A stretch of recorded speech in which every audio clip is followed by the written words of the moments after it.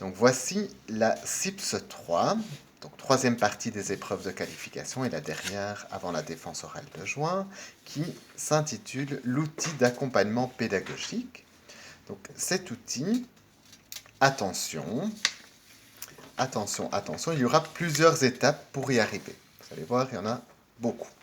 Donc important de faire une étape à la fois pour bien respecter le processus de création et que les évaluations fonctionnent bien. La première étape, c'est l'étape qui va se passer pendant votre semaine de préparation. Vous allez observer, écouter, regarder, communiquer avec les bénéficiaires et le personnel du lieu de stage pour progressivement construire votre idée d'outil que vous pourriez réaliser. Et donc dans l'étape 2, c'est important que pendant cette semaine de préparation, vous ayez une idée et que cette idée, vous la partagiez avec votre maître de stage qui va dire que c'est une bonne idée et l'écrire dans votre carnet de stage. Et alors, vous pourrez passer à la troisième étape à la maison, qui est une étape de réflexion sur l'outil en cherchant des modèles sur Internet ou dans des revues.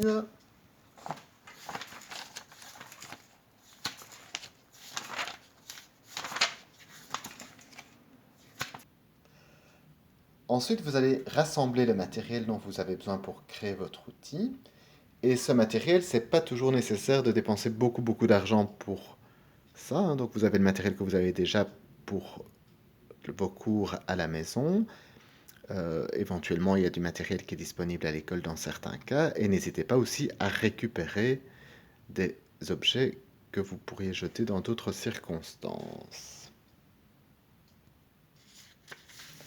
Dans l'étape suivante, donc vous allez avoir toute une série de cours de TE consacrés à la réalisation de l'outil. Donc c'est important que vous y veniez avec votre matériel, évidemment, vos idées, parce que ça fera partie aussi de l'évaluation de votre outil, votre participation active avec votre matériel.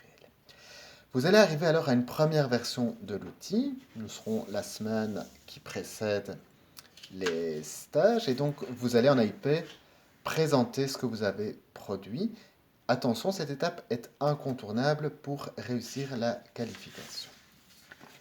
Ensuite, vous allez en stage. Très rapidement, vous montrez votre première version d'outil à votre maître de stage, qui va peut-être vous demander de faire quelques adaptations, modifications, pour que l'outil soit vraiment adapté au lieu de stage. Donc ça, c'est la 7e étape. Une fois que votre maître de stage vous a donné son accord, vous allez tester votre outil, tester et tester. À chaque fois, vous allez l'adapter. Attention, comme la première version de l'outil, chaque fois que vous le modifiez, il est important de le photographier parce qu'à un moment donné, vous aurez besoin de ces photos. Donc gardez-les bien en mémoire aussi, ces photos, pour les utiliser dans la rédaction du rapport par rapport à l'outil. La 9e étape, c'est celle de la version définitive. À un moment donné, votre outil sera clairement adapté et il n'y aura plus de modifications à faire. C'est cette étape-là. Ensuite, quand votre outil est terminé, vous allez rédiger son mode d'emploi, c'est-à-dire le document qui permet à quelqu'un qui ne le connaît pas de l'utiliser. Quand vous avez rédigé ce mode d'emploi, vous allez demander à une personne du lieu de stage de l'utiliser, un autre stagiaire, un autre éducateur, pour voir si votre mode d'emploi est compréhensible. N'hésitez pas à prendre des photos de cette personne en train d'utiliser votre outil, c'est plus facile aussi pour l'avoir en photo.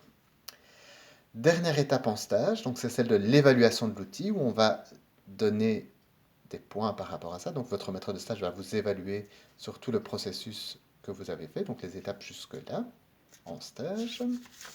Et pour finir, la dernière étape, c'est celle de la rédaction du bilan de son outil, c'est-à-dire le rapport de votre manière d'avoir fait cet outil, où vous allez vous auto-évaluer en tout cas et voir en quoi cet outil est performant et utile.